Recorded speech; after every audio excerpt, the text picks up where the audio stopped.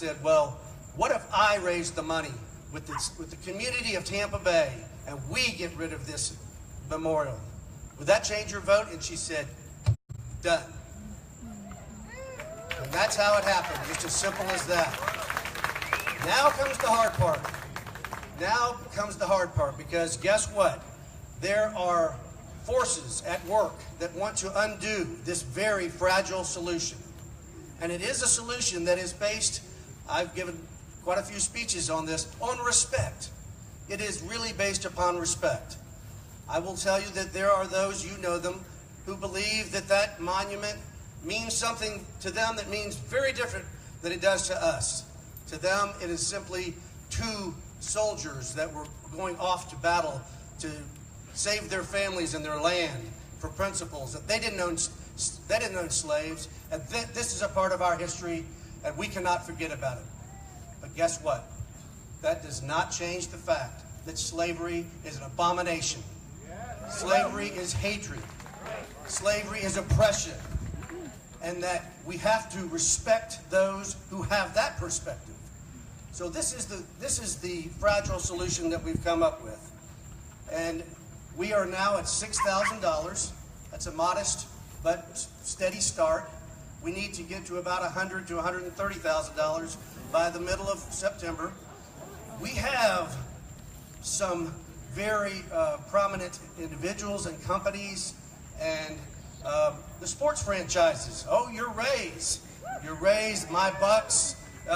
We asked them to step forward. Some of them took strong stands on this, and now we basically have said it's time to put your money where your mouth is. I have to tell you, I'm sorry to say this. Please don't boo too loud. The Rays have turned us down flat. And before I burn myself to death here, the Rays have turned us down flat. But guess what? We're going to change their mind.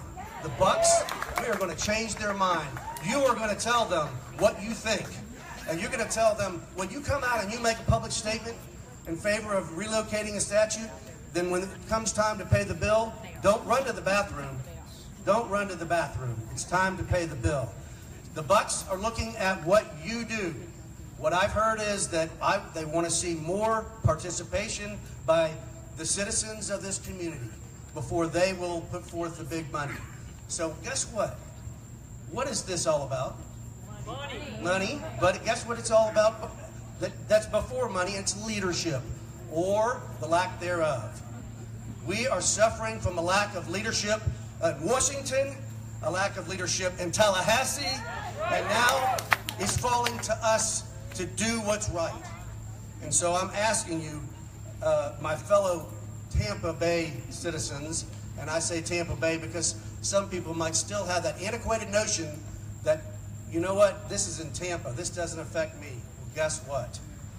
We are no longer St. Pete and Tampa and Gulfport and Madeira Beach. We are Tampa Bay. For better or for worse, and I think it's for better, we are Tampa Bay.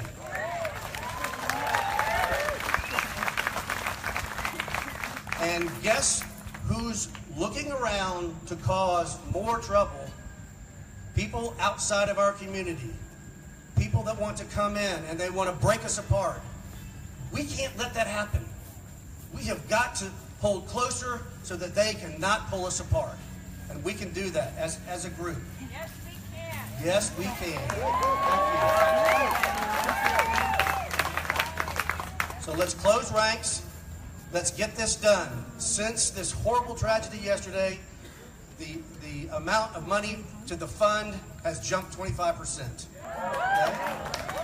That's a good thing. It's a tragedy. It's a good thing, but we don't want to rely upon tragedies to get where we need to go. Let's step forward. Let's be the leaders. Let's show our corporate citizens and our sports franchises and our political leaders that we are going to do this. I am standing firm with you, Tampa Bay citizens. I'm proud to stand with you. Thank you very much. Thank you once again, and thank you for all that you've done for the Tampa Bay community. You guys, we're going to continue on with